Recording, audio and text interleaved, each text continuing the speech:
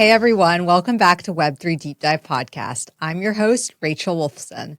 Before starting the interview today, I'd also like you guys to take the time to like and subscribe to the channel, especially if you enjoy the content that you're seeing. Liking and subscribing will keep you up to date with everything. Okay, without further ado, let's get started with today's episode. This is a special episode of a fireside chat I conducted with Roland Emmerich and Jerome Wu from Space Nation. This episode was filmed during the Game Developers Conference 2024 that recently took place in San Francisco.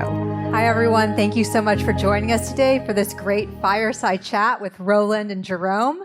Thanks to Space Nation for organizing this panel, and I hope everyone is enjoying GDC 2024. I know I am. It's beautiful weather, so that's great. So before getting started, I'll just start with a brief introduction about myself. My name is Rachel Wolfson. I'm a Web3 journalist. I've been in the industry, the crypto industry, since 2017. I've written for publications including Forbes, Huffington Post. I write for Cointelegraph and CryptoNews.com. And I also have a podcast called Web3 Deep Dive Podcast. So that's a little bit about myself. I live in San Francisco, so it was super easy to get here today. And I'm going to let the panelists introduce themselves. They don't need an introduction, but we will do that. Roland, we'll start with you. Hi, I'm Roland Emmerich. I'm like a film director, writer, producer. I kind of just made my first TV show. It's called Those About to Die. It was like 1.5 years in Italy shooting it. And a little bit more about this later. But that's, what I did. But I did a lot of other movies like Stargate, Independence Day, Day After Tomorrow, etc., etc. Hi, everyone. My name is Jerome Wu, co-founder of Space Nation, and I'm a gamer for almost like 35 years, and I'm in the game industry for 21 years. And I was originally from China. I was from China, and I was the very first product manager for World of Warcraft in China, and launched the game back in 2005 in China. So I've been working on some other titles, including all the Blizzard titles, and also Guild Wars 2, also World of Tanks and World of Warships in China. But now I'm fully in Web3 gaming, be more specifically Web3 MMORPG, all in Space Nation right now. Great. So before getting started, I'm going to give you guys a little bit of background about Space Nation. So it was announced in 2023 by a founding team of veteran Hollywood and gaming pros. Space Nation is a next-generation transmedia IP that tells the story of humanity's second chapter in the far-flung Telecos cluster, following our great escape from planet Earth. That journey begins this fall with the release of the upcoming MMORPG Space Nation Online. And animated shorts, spin-off games, and an epic TV series will follow. So that's exciting. Okay. Space Nation Online kicks off a closed beta test on April 1st, welcoming a small segment of the community to sample the game while helping developers polish the player experience. A soft launch will follow this summer ahead of a global launch this fall on PC and mobile. If you're looking for more information on the game or Space Nation or the Space Nation team, just follow the QR code you see on the screen right there. And then share it on social media too, and that will just provide more information. Okay, without further ado, let's get started. So, Jerome, let's talk a little bit about Space Nation. Tell us about Space Nation Online and what kind of experience the players can look forward to. So Space Nation is a Web3 space opera MMORPG. And what we are really trying to do, our ultimate goal is to basically bring World of Warcraft together with Guardian of Galaxy. So in this game, you are actually playing as a captain and drive your spaceship, and there are going to be NFT crews in your cabin, and you can go through all kinds of activities, events, and adventures in this vast universe. And this is a typical MMORPG, so the game provides all kinds of gameplay to different type of users.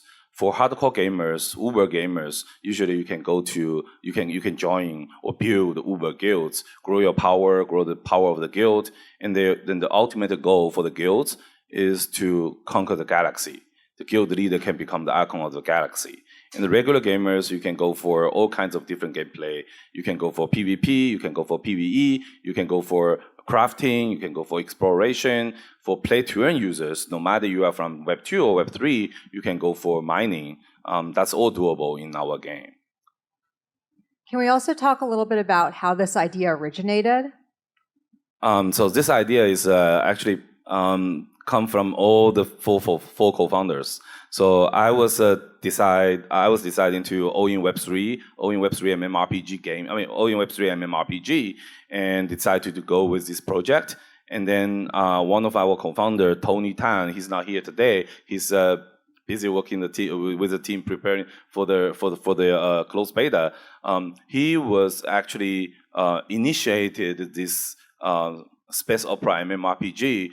This space MMORPG like back in like more than 4 years ago. He actually already did this game and cooked this game for like more than 2 years in his previous company. And then Marco, our co-founder here, he was a person actually inspired me about NFT and crypto gaming back in 2021. And we like discussed it for multiple times and come up with the idea that we should start to get the whole project, not just for Web3 MMORPG, but more than that. It should be a franchise, should be IP franchise, new space opera IP, including multiple games and including transmedia projects. Roland, he's a master of the world builder, and he worked on the storyline, the worldview, and bring the worldview of Space Nation to another level. So yeah, that is kind of how the four of us actually worked on this. To bring everything together, and more importantly, I think we share the same same goal, that is to provide very unique and the very unique and the best experience to all our audience of this franchise. No matter it's a gamer playing Space Nation Online or other Space Nation IP games, or it's just a fan that he's watching upcoming TV show or animated shots. We just want to make sure that we provide the best experience to all of our audience. Great, wonderful. So Roland, let's talk a little bit about your involvement with Space Nation. So yeah, what attracted you to Space Nation to begin with? First of all, it's called Space Nation, which a title I came up with, right? More or less. I said like this is Croc was like kind of a really, really bad name for that game, and so my interest is just like the vastness of the idea. It's pretty much like you go out into space because aliens are coming. So that means, you have to leave Earth because everybody else will get killed. But then you have still to battle aliens. And wherever you go, there's like aliens. And that is like kind of for me, something which I kind of, I did Independence Day, and that's, was a very, very simple idea. And it's always like kind of, like the characters which kind of, transport the idea. So we had like kind of, actually in Independence Day, for example, we had 3 different groups of people. We had politicians, which was the president, and, like everything in the White House. And then a cable guy who was like married once and a pilot, so, and they 3 come together, even they come from totally different backgrounds, and they're kind of battling the aliens, and at the end, they beat them. So that's like a very, very simple idea, and that's what we also want to do with Space Nation. We want to kind of have a prequel, how this all came to be. So it's like because there's like kind of people, realize what's happening, and then that's. I want not to give too much away, but it will be kind of like top quality. That's what all I can promise. So is that same model going to be applied to the eventual Space Nation TV series? Yes, we want, but like we want to also like kind of maybe make it like kind of look. It's like this: when you have like, you have to kind of see how this develops. But I really, really believe in it, and so that means maybe the first 3-4 months, you like show it only on Web3, and then you go out to the people, and maybe also partly finance it through Space Nation. Right. Yeah, Jerome, I want you to add on to that. Right. I think we should. I mean, the world is evolving like quickly, right? And lots of things has changed. I think we for the Space Nation TV show, we internally discussed about we should probably like do it in a very creative way. We need to embrace the Web3 community, and that might be the more efficient way to do that, and more like it's also possible to make it even bigger in the future. So most likely we will do it in a Web3 way, but we cannot disclose too much details yet. Yeah. Right. Cool. That's exciting. So Jerome, as a Blizzard veteran, you're no stranger to the idea of a living universe and the mechanics of how one is wired. Is that why you're kicking off Space Nation's story with an MMORPG? Right. I mean, the reason, there's multiple reasons, right? The first reason is just as you described.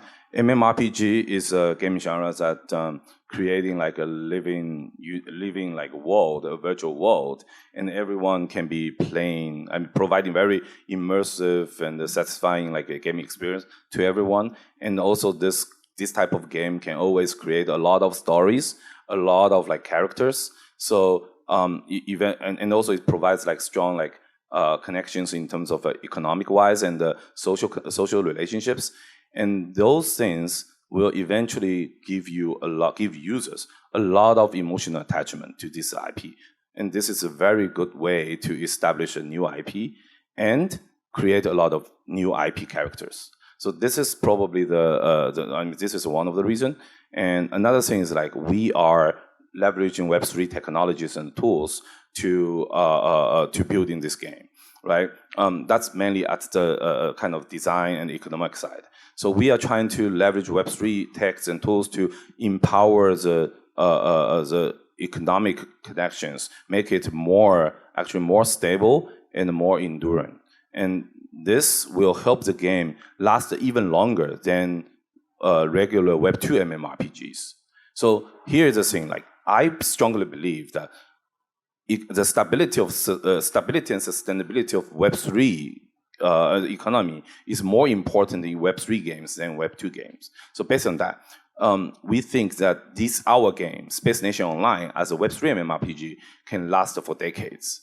And this is going to be the perfect fit for us use as a core game and the first game to initiate this IP. And another reason is MMORPG and also the Web3 technology can make the world so open and basically enable a lot of additional new possibilities. So here's a good example I can explain. So I can take as example. So recently we announced our collaboration with Ape Accelerator, and we are going to core distribute an NFT with them. And this is mainly entertaining the ape holders, right? And then what we're gonna do is not just an NFT. So what we will actually create an ape alien, an ape featured planet in our game. People who do exploration can find them, and they will have ape-like alien NPCs, ape alien NFT crews, and even ape alien like featured spaceships in our game. So for the first time, ape holders can have a real use. Oh, not for the first time. I mean, at least for this time, ape holders can have like really strong game experience in our game, and they can communicate. They can play around with their other ape holders, and they have some sort of like a privilege in our game. And then we are trying to do this for other parties. But we will be very selective, right? Say we are planning to do something for immutables, so people will see a faction in our game with immutables. We are trying to discuss this with Penguins, with Neo Tokyo, with Mary Circle. So that's kind of the special thing that we can do. Yeah, so I'll stop here. Yeah, no, there's a lot of room for collaboration with the Web3 model, and I'm sure the Bored Ape community is really excited about that. Right. Yeah. Yes, Roland. Space Nation is described as a space opera.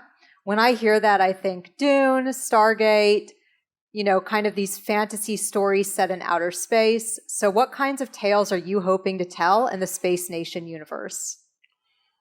Well, as an example, I made like 25 years ago a movie called Stargate, and it spawned like incredible, like kind of, I think there were 2 or 3 spin-off TV shows, and it became at one point, worldwide the most successful, science fiction show in the world. So, which lasted maybe for 10 years, and then it kind of slowly vanished. And I try to repeat that. I really write because when you have a strong IP like Space Nation, and there's all kinds of people coming to this game, then you also naturally have like a very, very like fans, which will also want to kind of see everything else. Meaning, you can like kind of then, go into other parts. And one is like kind of the first thing what we're like actually trying to do is a prequel, Right. where we're like kind of saying, okay, so this is how this all came to be. And I don't want to go really into that, but this is like kind of for me, the continuation of, this kind of feeling that I think there is really no new science fiction show on television. There are a little, some, like kind of, there's like a science fiction channel has a couple, but that's it. And I kind of think the Web3 is such an open platform that I kind of think will steer a lot of interest. Yeah, no, that's great. And with the TV series and the social media shorts and everything that's going to come out, is that going to provide the audience with more of like a zoomed in view of Space Nation, Roland? Well, I mean, we hope so, because, for example, all the shorts will be totally AI created. I mean, it's very, very interesting when you kind of think about that. This will only work for a short form, but it will still work. And we start like kind of very simple, and it's all more in the manga culture, but it will be hopefully successful. AI generated shorts. That's interesting. I can't wait to hear more about that. Okay, Jerome. I know part of Space Nation's origin story is shaped by your interest in exciting new forms of technology. Why do you think of this as a next generation transmedia project? And how will Space Nation Online specifically bring innovation to the MMORPG genre? So, because I've been working in game industry for so long, and I always believe that gaming is always can become the best like testing field, testing ground for all kinds of different new technologies, right? Sometimes people just awkwardly just add them to it and didn't do well. But if you do it right, usually the best way is like to think about this to always think about how to leverage the new technology to either improve the game development or creating new game experience or enhance and provide better game experience. If focus on these 3 directions, you can always make a difference. And that is how we actually leverage all the new technologies and existing technologies that we have to create Space Nation Online. I will make some examples. For example, we do this like differently because we know what we are good at. We know what we are not good at, and we we will use in-house. We do in-house for those one we are excel at. We will work with the best partners to do something that we want to achieve with real experts. So, for example, we are really good at creating MMORPG and creating like really good economy in the game, and we are doing it fully in-house, and we learn from Web3 and we create a very unique, very different tokenomics, and to basically to create like a much more stable and much more sustainable like ecosystem in the game. And this is something that I can go very deep, but if you guys have interest, we can discuss after this.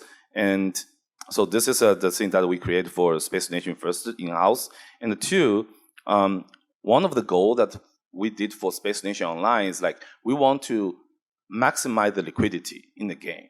So we leverage our own like back-end technology ability, and we're gonna make Space Nation like one global universal server.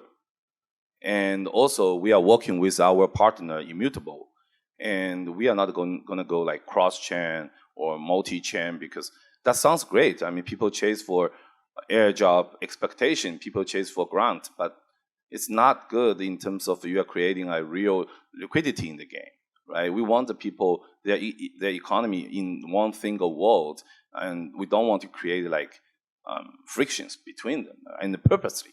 So that's the second thing that we did, I mean, in-house, fully in-house. And there's something that we actually work with external partners. For example, we are working with a company called Wailing Technology. They are helping us to provide cloud Space Nation. So our game currently is created on PC. It's very fascinating, like experience on PC. But what if we bring this quality of experience to mobile directly? So that's what we are doing with Wailing Technology. They are the original technology provider for Cloud Kenshin Impact. So we only work with this type of company. And for AI, in the game, I mean, I'll leave the AI and the transmedia part to Marco and Roland. But in the game, we are also working with also working on AI, like enhance the gameplay. So here it's a different thing, right? People talk about, we're using AI to create new content, use AI to, I mean, in the game, just a little bit of new content or like add a little bit of personality. We are thinking like whether we can actually create some new gameplay based on the AI technology, based on AI GC, based on large language model. Something's already in the alpha test internally. I hope that we can disclose more details and invite everyone to test our AI GC gameplay module right after our closed beta. Yeah, so that's kind of the things that we are doing. I wouldn't say that, just to be perfect honest, I wouldn't say that we are kind of like doing revolutionary innovation. No, not like that. But we are trying to make every single piece like in a better. I mean, make it a little bit better.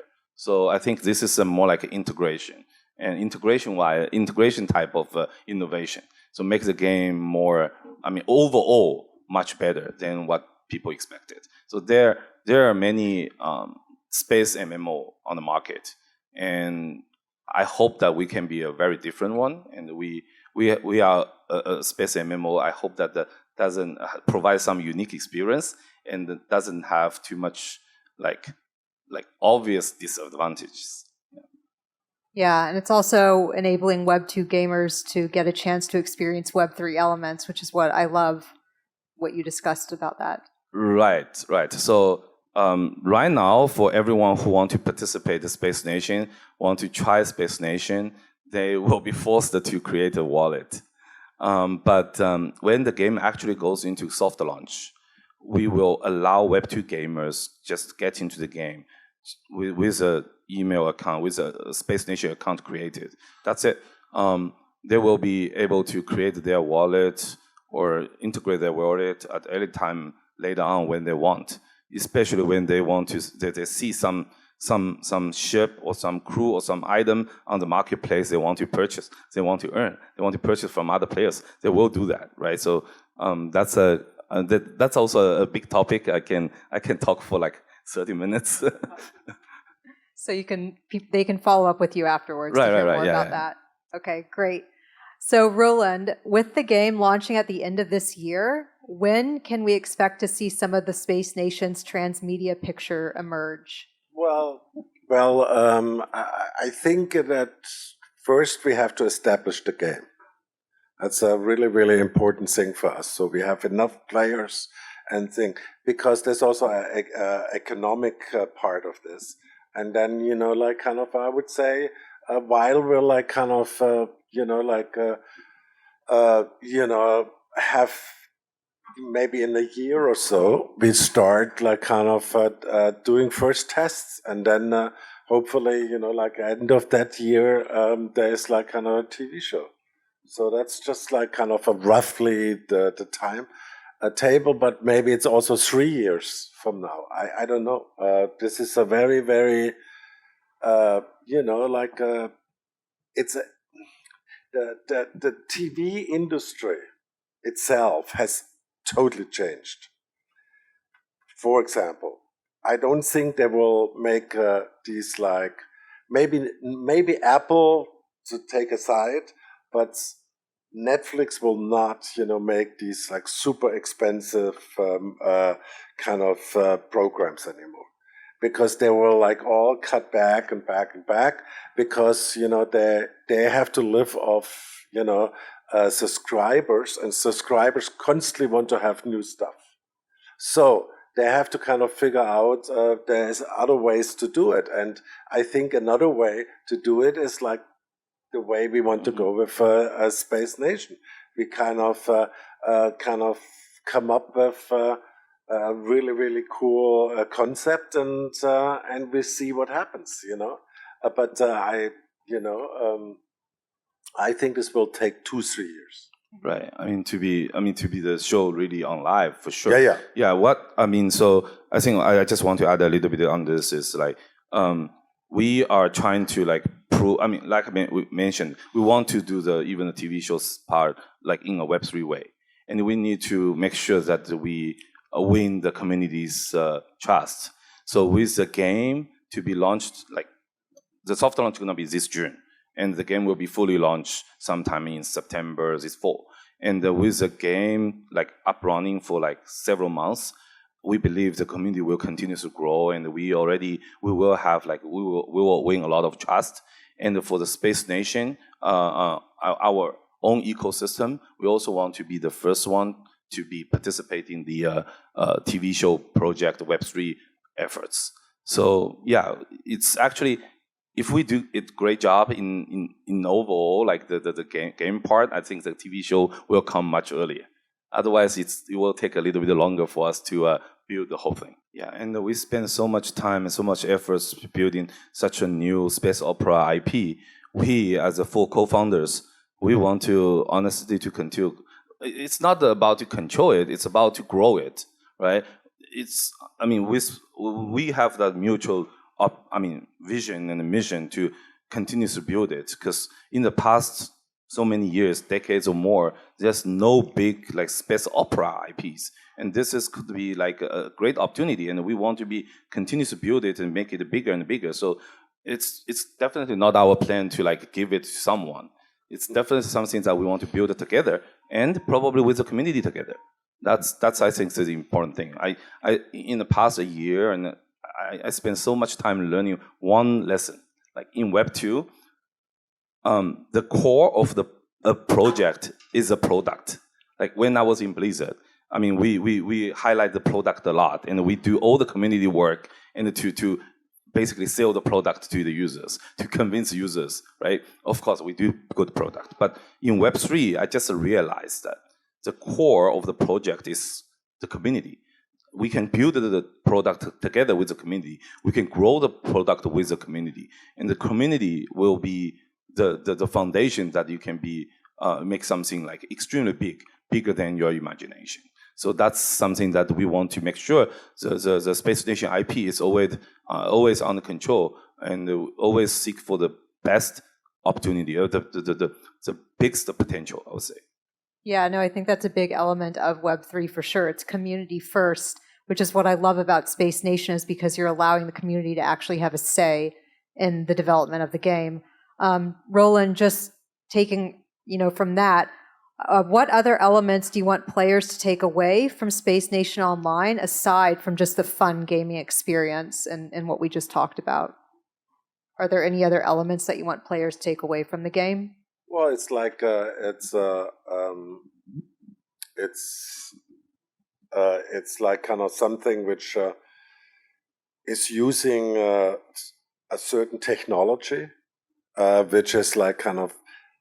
I don't think that people have really understood quite what it means to be in Web3, because it's you have to kind of figure out that this is endless. This could be a real opening to kind of so many possibilities.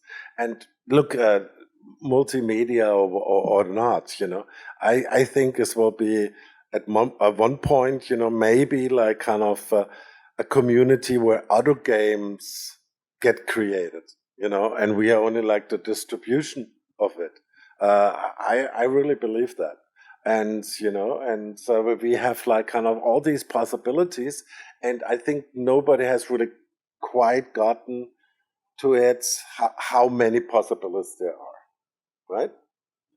So, yeah. Jerome, I wanted to also ask you, do you see Space Nation eventually becoming a metaverse? Wow.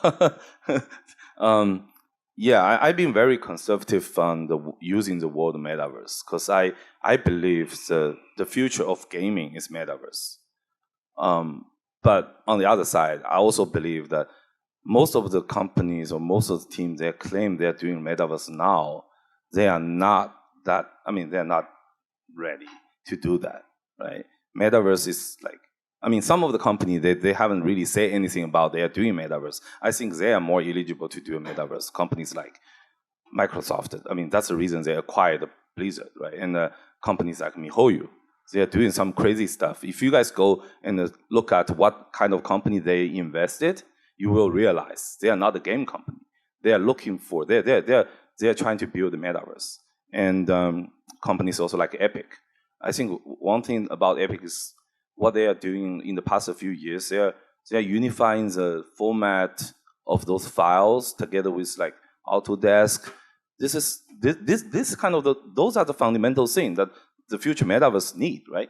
But for us, of course, there's the ultimate goal is very huge, but it might be too early to talk about that. We hope that we can talk about this more specifically as a plan a few years later.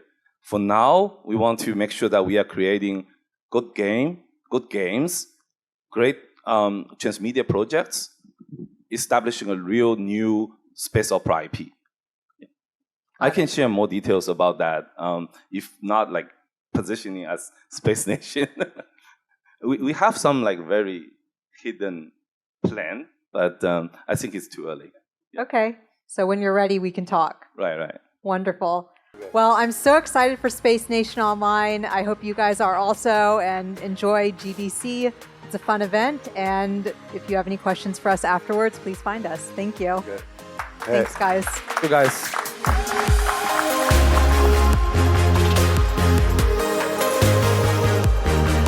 Special thanks to 4Labs Digital for producing Web3 Deep Dive podcast.